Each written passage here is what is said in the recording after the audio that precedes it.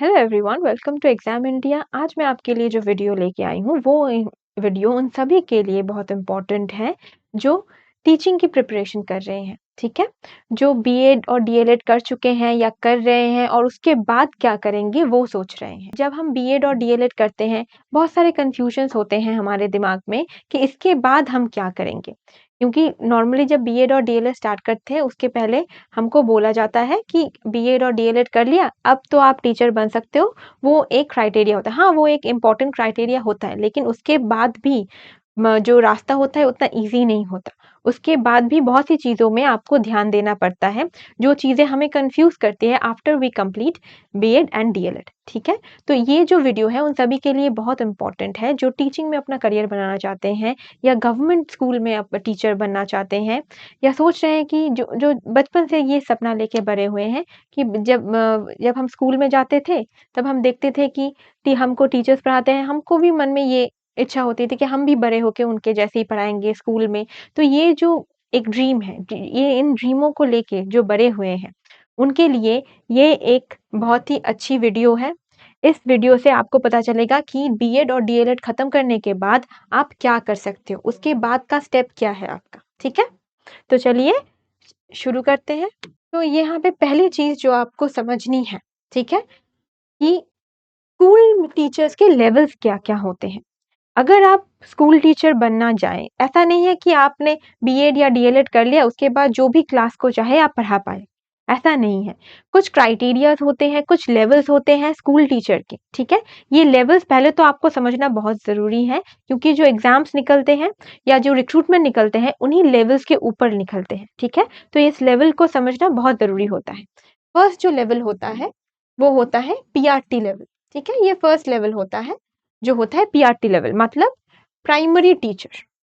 तो primary teacher ये पहला वाला लेवल है। ठीक है, तो हमें पता है प्राइमरी टीचर कौन होते हैं, जो एलिमेंट्री एजुकेशन पढ़ के आते हैं, जो प्राइमरी मतलब एकदम बच्चों को, ठीक है, एकदम बच्चों को पढ़ाने के लिए ये लोग एलिजिबल होते हैं जो प्राइमरी टीचर। अब इनका क्लासेस कौन सा होता है, अप टू क्लास 5। तो केजी से लेके शुरू होके क्लास 5 तक ये पीआरटी टीचर्स पढ़ा सकते हैं। ठीक है, तो इसके लिए क्वालिफिकेशन या एलिजिबिलिटी क्या लगेगा, एक तो 12th में आपका 50% मार्क्स जरूरी है, उसके साथ साथ डीएलएड होना चाहिए। ठीक है, डिप्लोमा इन एलिमेंट्री एजुकेशन। अगर आपने डिप्लोमा किया है और साथ में ही आपके 50% मार्क्स है 12th में, तो आप एलिजिबल हो पीआरटी टीचर बनने के लिए किसी भी स्कूल में। ठीक है, तो अब एक चीज है कि हम आप सभी को पता है कि जब हम डीएलएड का एडमिशन लेने जाते हैं तो वहां पे मांगते हैं, कुछ क्राइटेरिया होता है तभी हमें एडमिशन मिलता है ना। तो वहां पे बोलते हैं अगर 50% मार्क्स है आपके 12th में तभी आपको डीएलएड में एडमिशन मिलेगा, है ना।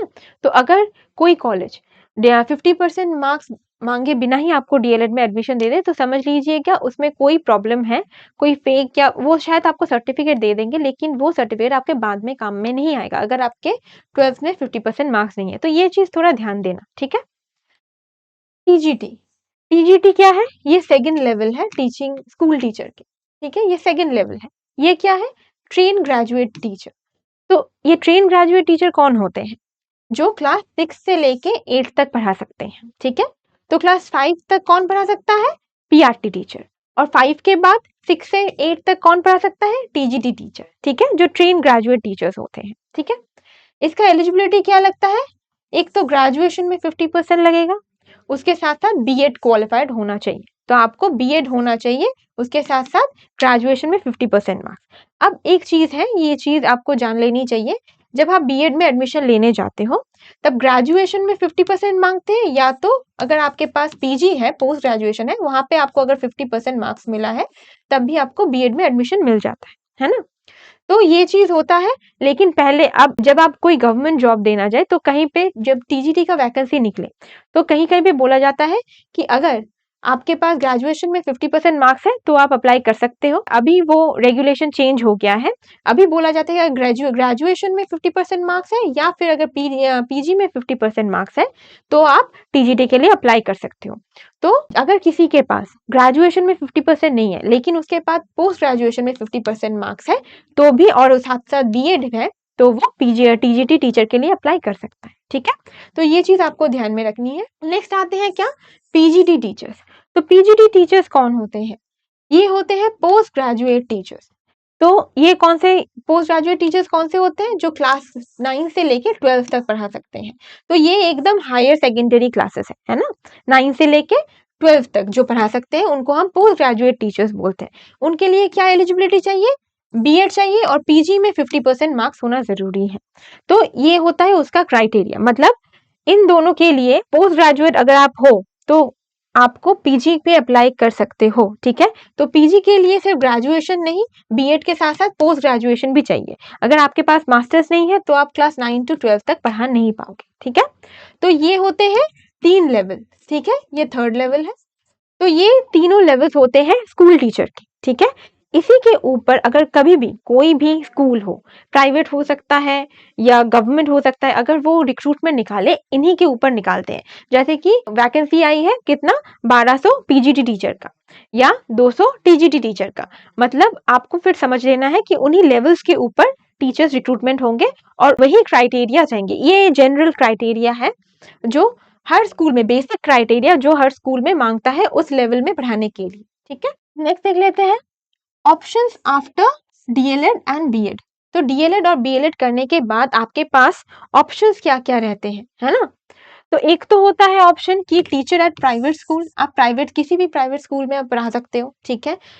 और एक होता है टीचर एट गवर्नमेंट स्कूल, आप गवर्नमेंट स्कूल्स के टीचर भी बन सकते हो। तो ये आपके पास 2 ऑप्शन होते हैं।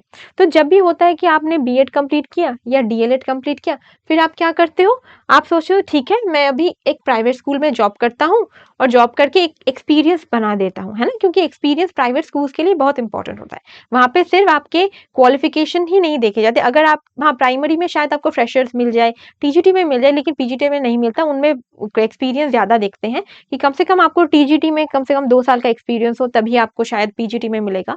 तो एक एक्सपीरियंस एक मैटर करता है अगर आप प्राइवेट स्कूल्स में पढ़ाना चाहते हो, ठीक है? तो ये चीज आपको ध्यान में रखनी है। जैसे कि सीबीएसई जितने भी प्राइवेट स्कूल्स हैं, डीएवी डीपीएस ये भी प्राइवेट ही है, ठीक है? इनके अंडर बहुत सारे प्राइवेट स्कूल्स चलते हैं इंडिया में। आईसीएसई के अंडर जो जो प्राइवेट बोर्ड्स के स्कूल्स हैं या कोई कॉन्वेंट स्कूल हो, ठीक है? उन सभी में आप अप्लाई कर सकते हो और अपना एक्सपीरियंस गेन कर सकते हो, ठीक है? ये हो गया प्राइवेट स्कूल का, जहाँ पे आपको नॉर्मली ज्यादा जो मैंने पहले जो क्वालिफिकेशंस बोला है पीआरटी, टीजीटी, पीजीडी के लिए, उन एलिजिबिलिटी क्राइटेरियाज में आपको यहाँ पे जॉब मिल सकती है, ठीक है? अगर आपके पास एक्सपीरियंस तो और भी अच्छा, आपको और भी ज्यादा सैलरी मिल सकती है अगर आपका एक्सपीरियंस हो। फ्रेशर हो तो उतना ज्यादा सैलरी नहीं मिलता। तो यही होता है प्राइवेट स्कूल का स्ट्रक्चर, ठीक है? अब आते हैं गवर्नमेंट स्कूल में। बहुत से टीचरों का ये इच्छा होता है कि हम गवर्नमेंट जॉब करें, गवर्नमेंट स्कूल में पढ़ाएं, ठीक है?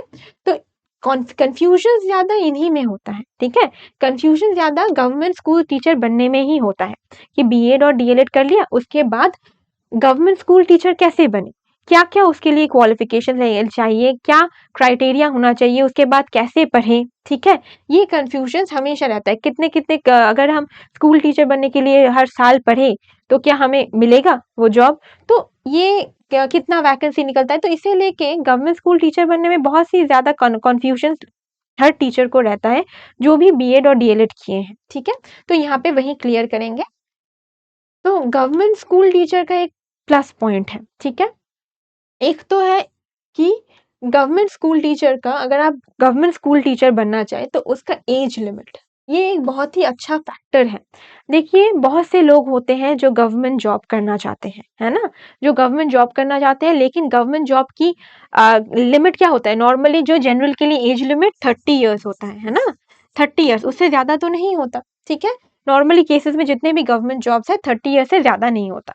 लेकिन अगर आप टीचिंग में अपना करियर या टीचिंग में गवर्नमेंट जॉब पाना चाहते हो, वहां पे एज लिमिट रहता है हाईएस्ट 40 इयर्स, ठीक है?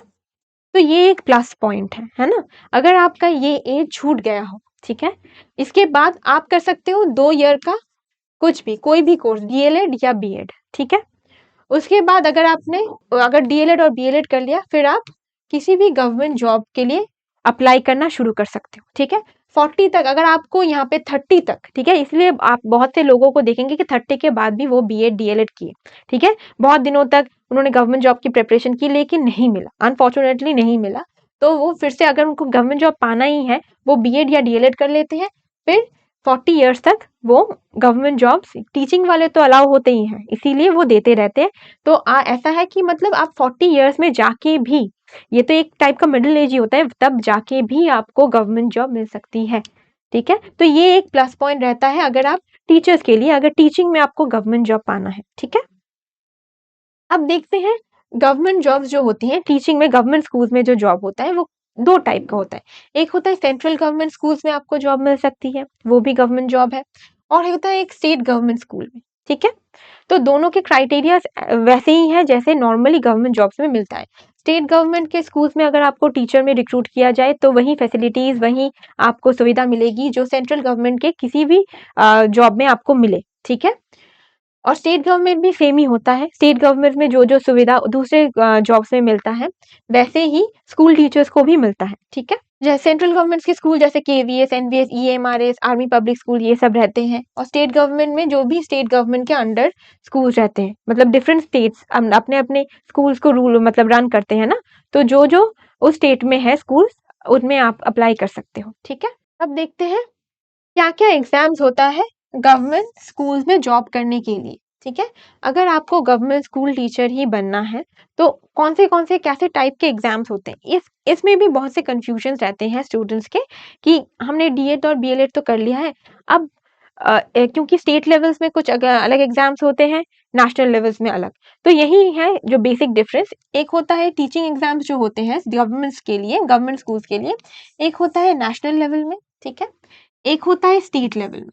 कंफ्यूजन यहाँ पे ही होता है स्टूडेंट्स को कि नेशनल लेवल का एग्जाम्स कौन है और स्टेट कौन सा है, और स्टेट लेवल का कौन सा है, कौन और कौन से टाइम में होता है, कौन किस चीज के लिए हमें अप्लाई करना चाहिए, किस चीज के लिए हमें अप्लाई नहीं करना चाहिए, हम किन चीजों के लिए एलिजिबल है, किन चीजों के लिए, कौन से एग्जाम्स के लिए एलिजिबल नहीं है, ये कंफ्यूजन रहते ही है। ठीक है स्टूडेंट्स के, तो पहला क्या है, CTET, central teachers eligibility test.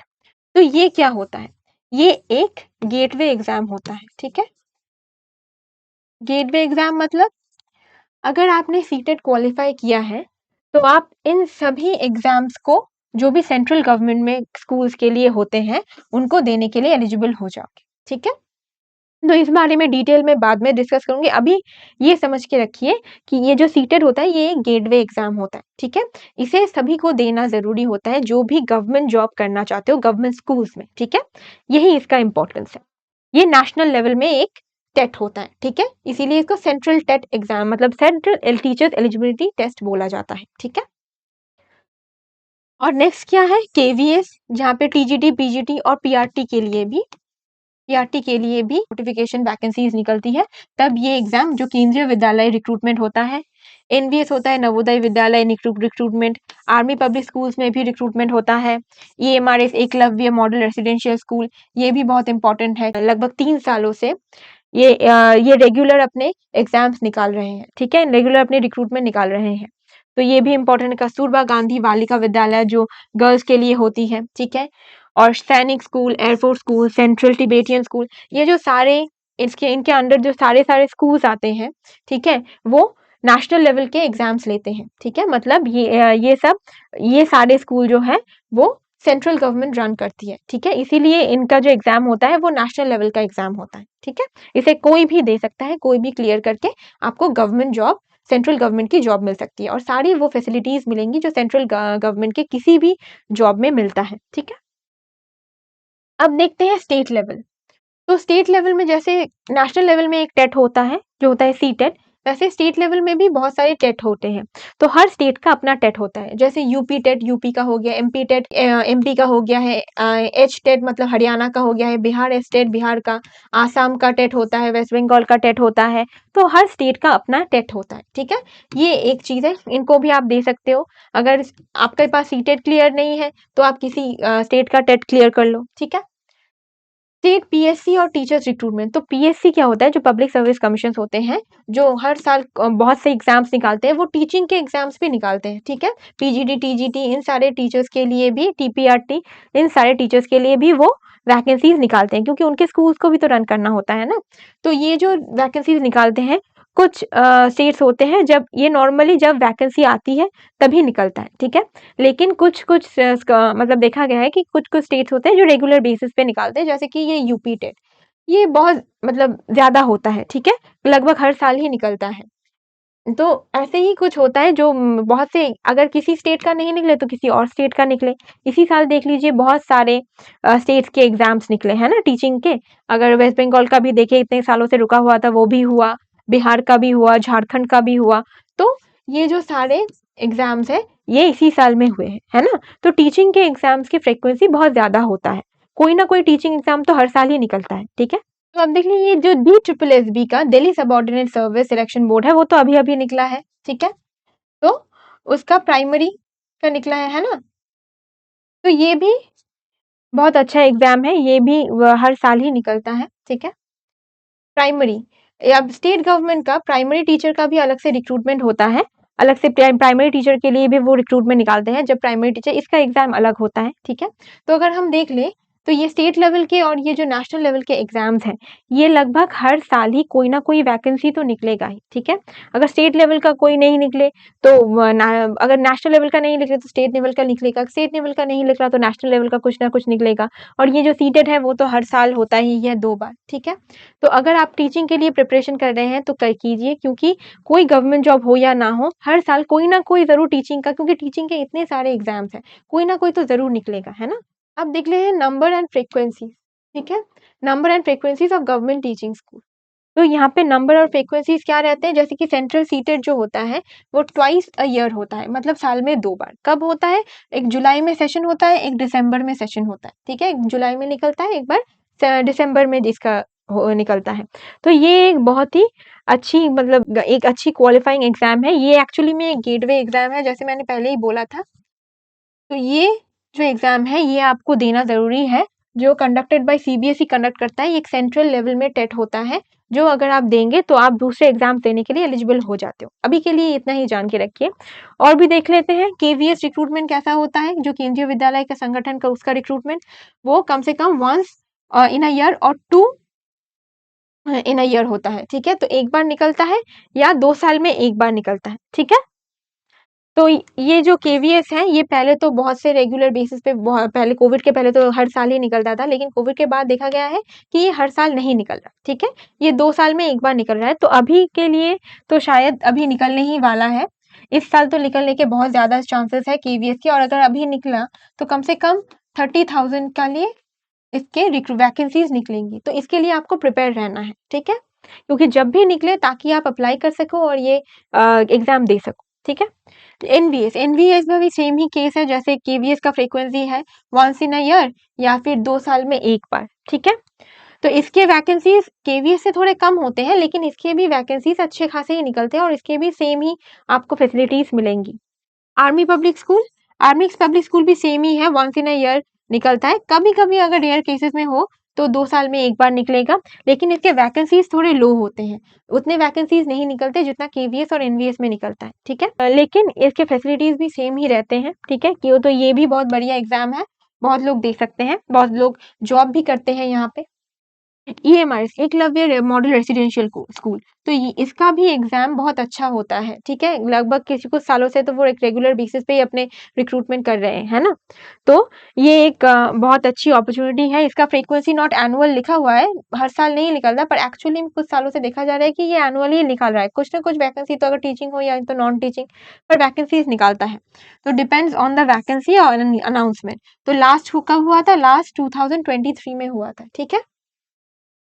अब देख लेते हैं ये जो स्टेट लेवल के एग्जाम्स होते हैं पहले है स्टेट टेट जैसे सीटेट होता है सेंट्रल लेवल में एक टेट होता है वैसे ही हर स्टेट का अपना टेट होता है ठीक है ये तो पहले ही नहीं तो हर टेट का मतलब जैसे UP TET MP TET H TET Bihar state Assam ये टेट ये जो सारे टेट का मैंने पहले ही डिस्कस किया है तो ये सारे टेट्स होते हैं है ना स्टेट लेवल में इसका फ्रीक्वेंसी क्या होता है conducted once in a year और 2 डिपेंडिंग ऑन वैकेंसीज तो ये नॉर्मली बहुत से स्टेट होते हैं जो हर साल ही निकालते हैं और बहुत से स्टेट होते हैं जिनका निकलता नहीं है या निकलता है तो 2 साल में 1 बार निकलता है जब वैकेंसी आती है तब वो रिक्रूटमेंट करते हैं ठीक है स्टेट पीएससी जो होते हैं पीएससी भी टीचर्स रिक्रूट करते हैं ना बोला कि टीजीटी पीजीटी लेवल या पीआरटी लेवल में उनका भी रिक्रूटमेंट होता है तो ये भी नॉर्मली गवर्नमेंट स्कूल्स के लिए होता है वो इरेगुलर होता है उसका नॉर्मली फ्रीक्वेंसीज इरेगुलर होता है कुछ कुछ स्टेट्स नॉर्म एनुअली निकालते हैं लेकिन ज्यादातर जो स्टेट्स होते हैं वो उनका जब वैकेंसी आता है तब वो निकालते हैं, ठीक है।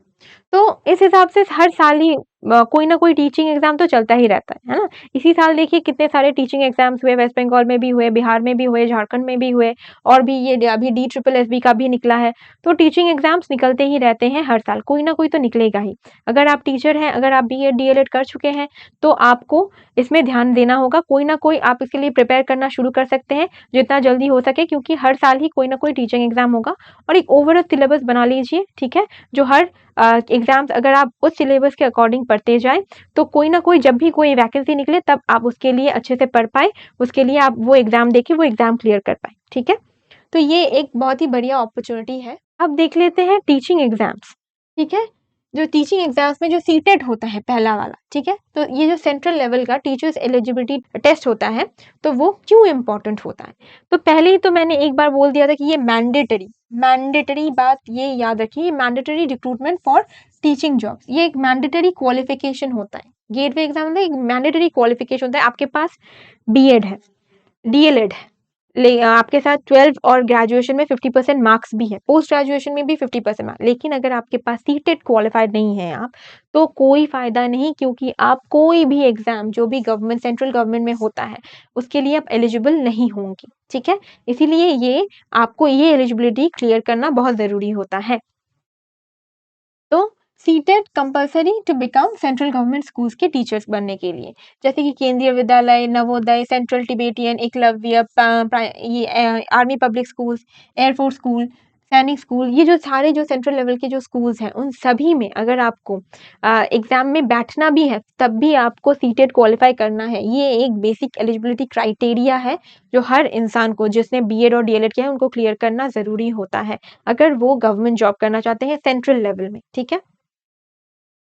Eligibility for state government job, ये भी एक स्टेट गवर्नमेंट्स के लिए भी एलिजिबिलिटी होता है, जैसे कि many state accept CTET score in place of their own TET. तो कुछ कुछ स्टेट होते हैं जो जिनका जब वैकेंसी निकलता है, वो अपने स्कूल के लिए जब वैकेंसी निकलता है तब वो अपने टेट के क्वालिफिकेशन को स्कोर को ना देख के सीटेट के स्कोर को देख के आपको प्रेफरेंस देते हैं, आपको सिलेक्ट करते हैं। तो इसीलिए ये एक एलिजिबिलिटी होता है कि कभी कभी स्टेट गवर्नमेंट के, हमको नॉर्मली पता है कि सेंट्रल गवर्नमेंट के लिए ये एलिजिबिलिटी होता है, लेकिन स्टेट गवर्नमेंट्स के लिए भी कुछ कुछ स्टेट्स के लिए ये एलिजिबिलिटी होता है। अगर उनका टेट भी आपने क्लियर नहीं किया है, लेकिन अगर आपने सीटेट क्लियर किया है, तो आप वहां पे अप्लाई कर सकते हैं, उसके लिए एलिजिबल हैं, ठीक है, उनका जब वैकेंसी निकले। In some states it increases your chances to be a teacher recruitment exam, okay. तो क्या है, कुछ कुछ स्टेट्स में ये आपके चांसेस को बढ़ा देता है। जैसे कि अगर आप एक पर्टिकुलर की स्टेट से हैं, आपने उस स्टेट का टेट क्लियर कर लिया है, उसके साथ साथ आपने सीटेट भी क्लियर कर लिया है, तो वहां पे जब आप इंटरव्यू देने जाएंगे ना, तो आपको एक प्रेफरेंस मिलेगा कि नहीं, इसने बहुत सारे टेट क्लियर किए, इसने सीटेट भी क्लियर किया है, इसने एसटेट भी क्लियर किया है, तो वहां पे एक प्रेफरेंस मिलती है। तो ये भी एक प्लस पॉइंट है, ठीक है, सीटेट क्लियर करने का। DSSB दिल्ली सबऑर्डिनेट बोर्ड के लिए सीटेट मैंडेटरी होता है। तो सीटेट ये अभी आपने देखा है कि यहाँ पे प्राइमरी का निकला है ना, तो वहां पे भी आपने ऑब्वियसली देख चुके होंगे कि वहां पे सीटेट मैंडेटरी बोला है, वहां पे आपको सीटेट क्वालिफाई होना बहुत जरूरी है अगर आपको वहां पे अप्लाई करना है। इसीलिए हमको सीटेट क्लियर करना जरूरी होता है हर स्टूडेंट को, ठीक है। प्राइवेट स्कूल्स एडवांटेज, अब प्राइवेट स्कूल में हमें ये तो हो गया गवर्नमेंट स्कूल में सीटेट का क्या एडवांटेज है, पर आपको लगता है कि प्राइवेट स्कूल में तो सीटेट की कोई जरूरत नहीं है, सीटेट क्वालिफाई तो प्राइवेट स्कूल के लिए नहीं करना है, तो हम सीटेट क्वालिफाई क्यों करें, हम प्राइवेट में ही जॉब करेंगे, कौन वैसे ही गवर्नमेंट किसको मिलता है, ये सब सोच के बैठे हैं। लेकिन ऐसा नहीं है, अगर आपने सीटेट क्लियर किया है तो प्राइवेट स्कूल्स में भी आपको एडवांटेज मिलेगा। क्या, private schools also prefer CTET qualified teacher because they show the teaching competency. तो अगर किसी के पास, आप अगर गए किसी प्राइवेट स्कूल में, ठीक है, इंटरव्यू देने, आपके साथ और भी एक गया, उसका सीटेट क्वालिफाइड है, ठीक है, आपको भी सेम ही जो क्वालिफिकेशन आपके पास है वही क्वालिफिकेशन उसके पास है, पर एक प्लस पॉइंट है, उसे सीटेट क्वालिफाई किया। जो प्राइवेट स्कूल क्या करेगा, उसे पहले लेगा, क्यों, क्योंकि वो उनको लगेगा कि वो ज्यादा कॉम्पिटेंट है आपसे ज्यादा, क्योंकि उसने सीटेट क्वालिफाई किया है, तो वहां पे एक प्लस पॉइंट, उसे एक प्रेफरेंस मिलता है। तो इसी वजह से सीटेट प्राइवेट स्कूल्स के लिए भी इंपॉर्टेंट होता है। कभी कभी तो कहीं कभी जगह अगर आपने सीटेट क्लियर किया है तो आपको सैलरी भी अच्छी मिलती है, अच्छी खासी, ठीक है, अगर उनके हिसाब से जो सीटेट क्वालिफाइड नहीं है, ठीक है, आपको थोड़े अच्छे सैलरी मिलेगी। नॉर्मली प्राइवेट स्कूल के सैलरी जितने होते हैं तो उस हिसाब से आपको अच्छी सैलरी मिलेगी, ठीक है। अब इम्प्रूव करियर ऑप्शंस, तो करियर ऑप्शन इम्प्रूव करने के लिए भी ये हेल्प करता है, ठीक है। ये दिखाता है कि आपके बेसिक एलिजिबिलिटी है किसी भी पीआरटी या टीजीटी क्लासेस को पढ़ाने के लिए। सीटेड अगर आपके बीएड और डीएलएड है तो बहुत सारे मल्टीपल आप गवर्नमेंट स्कूल्स में जॉब कर सकते हो। वैलिडिटी, ये एक बहुत ही अच्छी चीज़ है कि अगर आपने एक बार सीटेट क्लियर कर लिया, अगर सीटेट का सर्टिफिकेट आपको एक बार मिल गया तो वो आपके लिए लाइफ टाइम के लिए वैलिड है, ठीक है। लाइफ टाइम के लिए वैलिड है। क्योंकि पहले क्या था, पहले 7 ईयर्स तक वैलिड था। अगर आपने सीटेट क्लियर किया है, आपका वो सर्टिफिकेट 7 ईयर तक वैलिड था। लेकिन अभी वो चीज़ हट गया है, अभी बोल गया है कि वो लाइफ टाइम के लिए। तो आपने अगर एक बार सीटेट क्लियर कर लिया है, वो आपके लिए एक पास है, एक टिकट है कि आप लाइफ टाइम तक जितना दिन आपका एज लिमिट है, तब तक आप आराम से जो भी टीचिंग के गवर्नमेंट एग्जाम्स निकले हैं, आप उनमें बैठ सकते हैं और उनको वो एग्जाम दे सकते हैं, ठीक है, अगर आपका सीटेट क्वालिफाई है। तो ये चीज़ आपको बहुत ही एक प्लस पॉइंट है, ठीक है। और एक चीज़ है नो लिमिट ऑफ अटेम्प्ट। तो सीटेट अटेम्प्ट करने का कोई लिमिट नहीं है। ऐसा नहीं है कि आपने 1 बार, 2 बार, 3 बार दे दिया, अब आप नहीं दे सकते। जितनी आपका एज जब तक है, मतलब उसका कोई एज लिमिट भी नहीं है, आप जितना चाहे उतने बार आप सीटेट दे सकते हो और सीटेट क्लियर कर सकते हो, ठीक है। तो इसमें कोई भी लिमिट नहीं होता, आप मल्टीपल टाइम्स दे सकते हो। तो ये भी एक प्लस पॉइंट ही है। तो इन चीज़ों पे आपको ध्यान देना है आफ्टर बीएड और डीएलएड। ये सारे कन्फ्यूजन सबको होते हैं, इसीलिए मैंने ये वीडियो बनाया है ताकि अगर आप डीएड और बीएलएड कर रहे हो, जैसे मुझे प्रॉब्लम हुआ था, मुझे बहुत सी चीज़ों को, जब मैंने बीएड कंप्लीट किया था, मुझे बहुत सी चीज़ें समझने में टाइम लग गया था, वो टाइम आपको ना लगे, इसीलिए मैंने ये वीडियो बनाया है ताकि आपको पता हो कि इसके बाद बीएड और डीएलएड के बाद आपको कैसे सब कुछ अप्रोच, गवर्नमेंट स्कूल में जॉब कैसे मिलेगी उसके लिए, या प्राइवेट स्कूल्स में भी कौन से स्कूल्स में क्या क्या इंपॉर्टेंट होता है, कैसे आप लाइफ को बीएड के बाद अप्रोच करोगे या डीएलएड के बाद अप्रोच करोगे, इसीलिए मैंने ये वीडियो बनाया, ठीक है, आपको सिंपली गाइड करने के लिए। अब देखते हैं सीटेट, जो सेंट्रल, इसका डिटेल में थोड़ा इसको देख लेते हैं सीटेट को, ठीक है, क्योंकि आपको पता है कि सीटेट बहुत ज़रूरी होता है, कहीं पे भी जाइए सीटेट तो लगेगा ही। सीटेट अगर आपके पास है तो अलग एक नज़रिए से स्कूल्स लेवल्स में आपको देखा जाता है एज अ टीचर, ठीक है। तो पहला है एलिजिबिलिटी क्राइटेरिया, क्या होता है फॉर पेपर 1, मतलब जो क्लास 1 से 5 तक के लिए प्राइमरी टीचर्स, पीआरटी के लिए होता है पेपर 1, ठीक है। ये चीज़ आपको ध्यान में रखनी है, पीआरटी के लिए, प्राइमरी टीचर्स के लिए, मतलब जिन्होंने डीएलएड किया है उसके लिए पेपर 1 होता है। और जो पेपर 2 कौन देंगे, जो क्लास 6 to 8 तक, मतलब अपर प्राइमरी या टीजीटी टीचर्स के लिए ये होता है जिन्होंने बीएड किया है। पहले क्या था, पहले जो बीएड किए थे, डीएलएड भी वो पेपर 1 भी दे सकते थे, पेपर 2 भी दे सकते हैं, लेकिन बाद में सुप्रीम कोर्ट का जो राय निकला उसमें बोला गया है कि सिर्फ जो डीएलएड वाले हैं वही सिर्फ पेपर, मतलब पीआरटी के लिए, किसी भी एग्जाम में पीआरटी के लिए अप्लाई कर सकते हैं। जो जिन्होंने बीएड किया है वो पीआरटी का एग्जाम नहीं दे सकते। वो सिर्फ सीटेट के लिए नहीं, किसी भी एग्जाम में अगर आपने बीएड किया है और आपने डीएलएड नहीं किया है तो आप उसमें अप्लाई नहीं कर सकते, ठीक है। तो नेक्स्ट, तो इसमें जो पेपर 1 है उसमें 12th पास लगेगा, उसके साथ डीएलएड लगेगा, ठीक है। पेपर 1 का एलिजिबिलिटी क्राइटेरिया क्या है, तो 12th पास, मतलब 12th सिर्फ पास नहीं करना, 50% मार्क्स चाहिए, उसके साथ 2 ईयर का डीएलएड होना चाहिए, या तो 12th पास हो या बीएलएड 4 ईयर्स का। बीएलएड क्या होता है, बैचलर्स ऑफ एलिमेंटरी एजुकेशन, तो ये 4 इयर्स का होता है, ठीक है। अगर आपने डीएलएड नहीं किया है, तो अगर आपने बीएलएड किया है तब भी आप एप्लीकेबल, यहाँ पे एलिजिबल है, या फिर अगर आपने ग्रेजुएशन किया है उसके बाद डीएलएड किया है तब भी आप यहाँ पे अप्लाई कर सकते हो, ठीक है। पेपर 2 ग्रेजुएशन, पेपर 2 के लिए क्या चाहिए क्वालिफिकेशन, ग्रेजुएशन में 50% मार्क्स है या बीएड है, ग्रेजुएशन में और डीएलएड, ठीक है। आपने ग्रेजुएशन और डीएलएड किया है, ये गलत हुआ है, ये नहीं होगा, ये बीएड होगा। तो मिनिमम नॉर्मली ये जो सारे हैं ये नहीं होगा, ये दोनों गलत है, ठीक है। अगर आपने ग्रेजुएशन है, आपका 50% मार्क्स है और आपने बीएड किया है तो आप अप्लाई कर सकते हो, ठीक है। अब रिलैक्सेशन, तो यहाँ पे आपके कैटेगरी के वाइज रिलैक्सेशन भी है। अगर आप किसी कैटेगरी से बिलोंग करते हैं तो वहाँ पे आपको 5% की जो एक रिलैक्सेशन है 45% में आपको मिल जाएगी, मतलब 50% चाहिए होता था ग्रेजुएशन में, वो आपको 45% में ही हो जाएगा, ठीक है। एग्जाम डेट, तो इसका एग्जाम डेट जुलाई सेशन जो होता है, एग्जाम मतलब जुलाई या अगस्त में होगा, ठीक है। और दिसंबर सेशन मतलब दिसंबर या जनवरी में एग्जाम होगा, ठीक है। कंडक्टिंग बॉडी सीबीएसई है, central board of secondary education. Exam frequency क्या है? Twice held twice a year, ये तो हमें पता ही है, 2 बार होता है जुलाई और दिसंबर में, ठीक है। एप्लीकेशन डेट कब निकलता है? तो जुलाई सेशन का जो होता है उसका एप्लीकेशन डेट निकलता है अप्रैल और मई में, ठीक है। और जो दिसंबर सेशन, दिसंबर और जनवरी सेशन का जो एग्जाम होता है उसका एप्लीकेशन निकलता है सितंबर और अक्टूबर में। मतलब ये सीटेट भी निकलने ही वाला है अभी, इस सितंबर में निकलेगा लास्ट में, या तो अक्टूबर के फास्ट में ये सीटेट, नेक्स्ट सीटेट निकल जाएगा, ठीक है, सीटेट का एप्लीकेशन।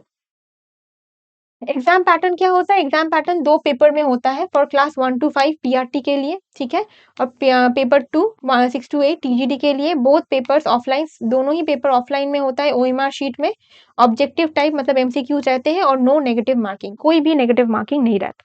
तो ये चीज बहुत ही, अगर आप सीटेट को क्लियर कर ले तो ये आपके लिए एक बहुत ही एक रास्ता खोल देगा, है ना। अब जरा सीटेट का सिलेबस देख लेते हैं छोटा करके। तो सिलेबस क्या रहता है? फर्स्ट पेपर में प्राइमरी स्टेज, जो एलिमेंट्री स्टेज में मतलब पीआरटी वालों के लिए क्या रहेगा syllabus?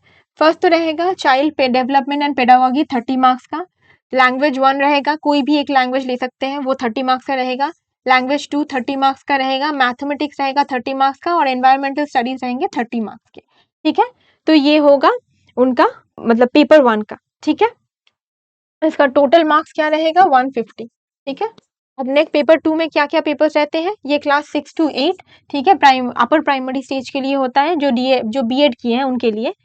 Child development and pedagogy ये भी 30 मार्क्स का रहेगा। लैंग्वेज 1 30 मार्क्स का रहेगा। लैंग्वेज 2 30 मार्क्स का रहेगा। मैथमेटिक्स एंड साइंस, जो साइंस स्ट्रीम में है, ठीक है, जो साइंस स्ट्रीम में है, जिनका सब्जेक्ट साइंस में है वो ये लेते हैं, और जिनका आर्ट्स में है, जिनका स्ट्रीम आर्ट्स में है वो सोशल स्टडीज लेते हैं, ठीक है। तो अगर आपका साइंस है तो मैथमेटिक्स और साइंस, अगर आपका आर्ट्स है, आपके बैकग्राउंड में आर्ट्स है, तो आप सोशल स्टडीज और सोशल साइंस ले सकते हैं, ठीक है। दोनों में ही 60 मार्क्स रहेगा, ठीक है। तो कोई भी एक ये और है, ठीक है। आप नहीं, या तो आप साइंस में ले सकते हैं, या तो आप सोशल स्टडीज में ले सकते हैं, सोशल स्टडीज का पेपर ले सकते हैं, ठीक है। अब मार्क्स डिस्ट्रीब्यूशन, इसमें भी टोटल मार्क्स 150 ही रहता है, ठीक है, और 150 क्वेश्चंस रहते हैं।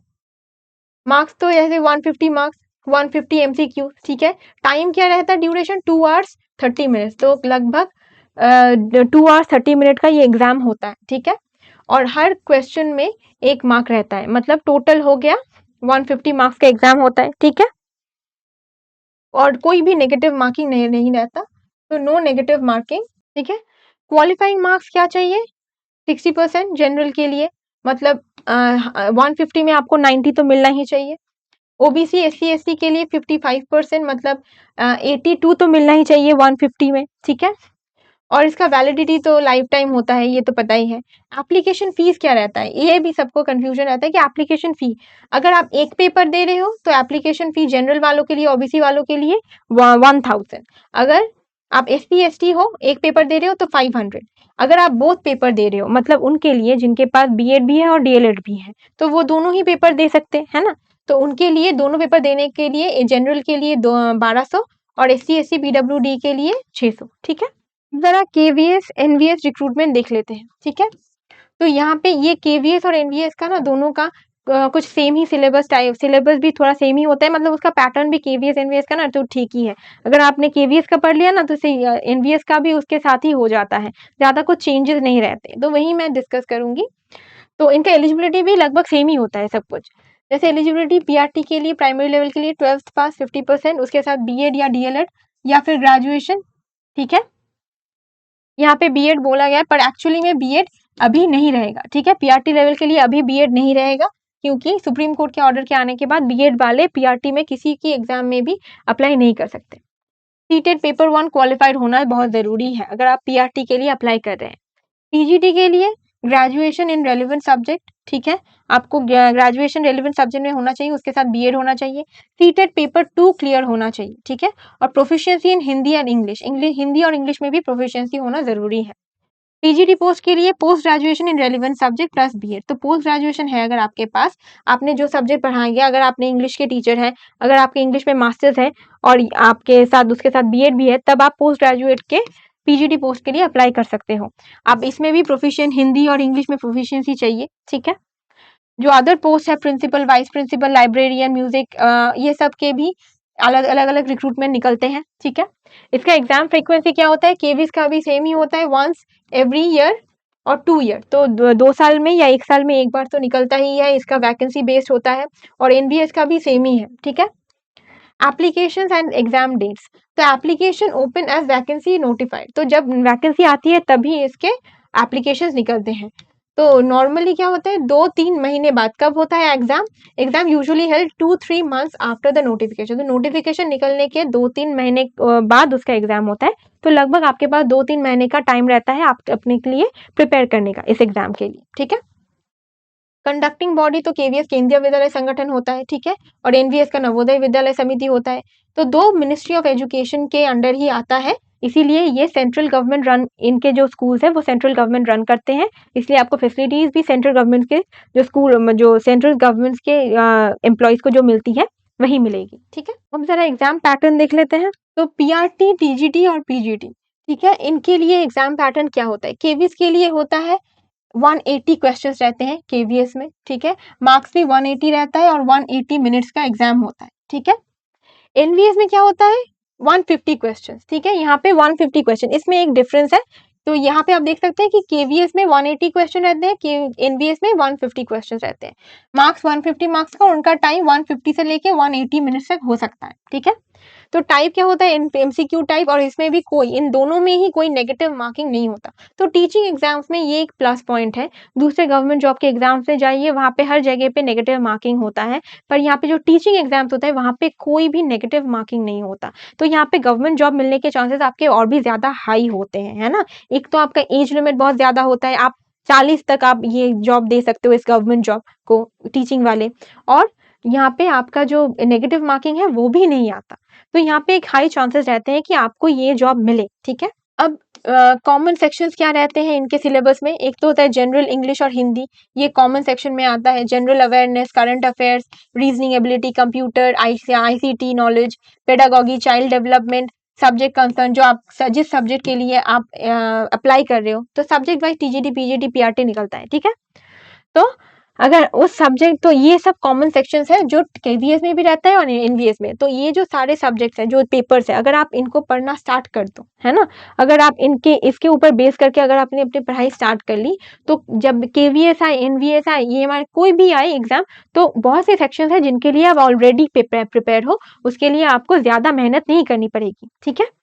तो हमेशा अगर आप टीचिंग एग्जाम दे रहे हो तो एक नॉर्मल सा एक सिलेबस बना लो, एक बेसिक सा सिलेबस जो हर एग्जाम में ही आता हो, ठीक है। तो इससे बहुत सारे, जब भी कोई एग्जाम निकले तो उसके लिए आप पहले से ही थोड़े तो प्रिपेयर रहोगे ही, है ना। अब मार्क्स डिस्ट्रीब्यूशन क्या रहता है, तो जनरल इंग्लिश में 10 मार्क्स रहता है, जनरल हिंदी में, तो अगर आपको हिंदी आता है तो ये, नहीं आता तो सीख लीजिए, ठीक है, क्योंकि हिंदी बहुत इंपॉर्टेंट होता है सेंट्रल गवर्नमेंट के टीचर्स एग्जाम्स के लिए, हिंदी आता ही है, ठीक है। तो कम से कम 10 मार्क्स का हिंदी तो आएगा ही। जीके, करंट अफेयर्स में 10 marks, reasoning ability 10, computer literacy 10, pedagogy 20, subject concern 80 to 100। तो आपका सब्जेक्ट में नॉलेज होना बहुत जरूरी है, खुद के सब्जेक्ट को हमेशा मत भूलिए, ठीक है। खुद के सब्जेक्ट, जिस सब्जेक्ट में आप एग्जाम दे रहे हो, अगर आप ज्योग्राफी के टीचर हो, अगर आप ज्योग्राफी पढ़ाते हो, तो हर अपने सब्जेक्ट में अपना जो बेस है वो हमेशा स्ट्रांग रखिए, अगर आपको टीचर बनना है, क्योंकि आपको उसी सब्जेक्ट को जाके स्कूल में पढ़ाना है। अगर आपको खुद का ही सब्जेक्ट नहीं आएगा तो कैसे पढ़ाएंगे, है ना। तो हमेशा अपने सब्जेक्ट के ऊपर जो है अपना बेस स्ट्रांग रखना बहुत जरूरी होता है। अब देखते हैं टोटल, तो टोटल मार्क्स तो 150 या 180 ऐसा ही होता है, केवीएस हो या एनवीएस हो, ठीक है। मार्क्स डिस्ट्रीब्यूशन ये टिपिकल वाला है, ठीक है। तो ये अगर ये केवीएस का है तो एनवीएस का ये है, तो दोनों ही सेम ही होता है, ठीक है। अब क्वालिफाइंग मार्क्स क्या होता है, तो जनरल के लिए लगभग 50% मार्क्स एक क्वालिफाइंग मार्क्स होता है, और ओबीसी इनके लिए 45%, लेकिन फाइनल कट ऑफ निकलता है, उसके ऊपर डिपेंड करके ही आपको यहाँ पे जॉब मिल सकती है, ठीक है। एप्लीकेशन फी क्या रहता है, जनरल के लिए जो अगर मेल है तो 1000 से लेके 1500 तक, डिपेंड्स ऑन पोस्ट। तो जिस पोस्ट के लिए, अगर आप पीआरटी लेवल के लिए तो उसके लिए शायद पैसा थोड़ा कम लगे, अगर टीजी लेवल के लिए तो जितना है, पीजीटी के लिए तो और भी ज्यादा है, ठीक है। तो ये पोस्ट के ऊपर डिपेंड करके आपका एप्लीकेशन फी होता है, लेकिन एससी एसटी फीमेल्स के लिए कोई भी फीस नहीं लगता, ठीक है, क्योंकि ये सेंट्रल लेवल का एग्जाम है। तो यही कुछ थे बीएड और डीएलएड करने के बाद आप क्या कर सकते हो? आप कैसे सारे एग्ज़ाम्स को अप्रोच करोगे? उसके लिए ये थोड़ा एक गाइडलाइन था। अगर आप ये वीडियो अच्छे से देखोगे तो आप समझ पाओगे कि आप अगर आप बिगिनर हो, अभी-अभी आपने बीएड, डीएलएड कर रहे हो या बीएड, डीएलएड आपने अभी-अभी खत्म किया है, कन्फ्यूजन्स बहुत सारे होते हैं, है ना? कौन से हम एग्ज़ाम्स के लिए एलिजिबल है, कौन से एग्ज़ाम्स के लिए एलिजिबल नहीं है, कौन-सा एग्ज़ाम कब निकलता है, कौन-सा एग्ज़ाम दे तो कौन-सा एग्ज़ाम नहीं दे पाते, ठीक है? तो ये एक बहुत ज़्यादा कॉम्प्लिकेशन और कन्फ्यूज़न सबके अंदर ही होता है, मेरे अंदर भी था। तो ये समझने में ही आप बीएड, डीएलएड करने के बाद ना लगभग 6 महीने ये सब कुछ ये सिस्टम समझने में ही चला जाता है कि ये टीचिंग जो एक एग्ज़ाम होता है, ये जो सारे एग्ज़ाम्स होते हैं उसका सिस्टम क्या है? कौन-सा एग्ज़ाम कब निकलता है? कौन-सा एग्ज़ाम कौन से लेवल का है? कौन-सा एग्ज़ाम हम दे सकते हैं? कब क्या निक ये एक बहुत ही बड़ा कन्फ्यूज़न रहता है हर स्टूडेंट में जो ही बीएड और डीएलएड कर रहे हैं। तो ये वीडियो मैंने उन्हीं के लिए बनाया है, सिंपली एक गाइड बुक है। अगर आप बीएड और डीएलएड किए हैं, तो ये आपको समझ में आएगा इससे कि आप इसके बाद कौन-सा एग्ज़ाम कैसा होता है और कौन से एग्ज़ाम्स के लिए आप प्रिपेयर करें, कौन से एग्ज़ाम्स के लिए प्रिपेयर ना करें, कौन से एग्ज़ाम में अगर आपने आपको पता है अगर आपने सीटेट कर लिया क्वालीफाई, है ना? अगर आपने सीटेट क्वालीफाई कर लिया, तो ये एक झंझट है जो आपके दिमाग से चला गया। सीटेट क्वालीफाई करके रख दिया, फिर से आपको सीटेट देखने की ज़रूरत नहीं। एक बार क्लियर कर लिया वही बहुत है ना? क्योंकि वो लाइफ टाइम के लिए एक सर्टिफिकेट मिल गया। अब कोई भी, कभी भी कोई भी 40 जब तक आपका 40 वर्ष ना हो जाए, आपका एज जब तक 40 है, कोई भी गवर्नमेंट जॉब का एग्ज़ाम निकले, गवर्नमेंट टीचिंग जॉब का एग्ज़ाम निकले, आप उसमें बैठ सकते हैं, आप उसके लिए एलिजिबल हैं, ठीक है? यही बहुत बड़ी बात होती है। तो अगर अभी तक आपने सीटेट क्लियर नहीं किया है, तो वो जल्दी से कीजिए। तो अगर आपको सीटेट या जैसे कि अभी-अभी डीट्रिपल एस भी निकला है और भी टीचिंग गवर्नमेंट जॉब्स की निकलेगी अभी, जैसे केवीएस की भी निकलने वाली है। तो ऐसे ही टीचिंग जॉब्स के लिए अगर आपको प्रिपेयर करना है, उस प्ले स्टोर से जाके निशांत अकेडमी का ऐप डाउनलोड कर सकते हैं। वहाँ पे आपको टीचिंग एग्ज़ाम्स के रिलेटेड सारे कोर्सेज़ मिल जाएँगे बहुत ही चीप प्राइस में, ठीक है? तो और अगर आपको इससे रिलेटेड और भी टीचिंग के रिलेटेड और भी ज़्यादा क्वेरीज़ हैं, अगर इसके रिलेटेड कुछ क्वेश्चन्स रहे, तो आप हमें स्क्रीन पर दिए गए नंबरों पे आप हमें व्हाट्सएप या कॉल कर सकते हैं। इस चैनल को ज़रूर सब्सक्राइब कीजिए क्योंकि अभी टीचिंग के ऊपर हम वीडियोज़ लाना स्टार्ट किए हैं। हर सब्जेक्ट के ऊपर ही हम फ्री में क्लासेस लेंगे, तो अगर आपको वो फ़ायदा उठाना है तो इस चैनल को ज़रूर सब्सक्राइब कीजिए, ठीक है? अगर ये वीडियो आपको अच्छी लगी हो तो लाइक और कमेंट करना ना भूलें। Thanks for watching this video. Have a very nice day.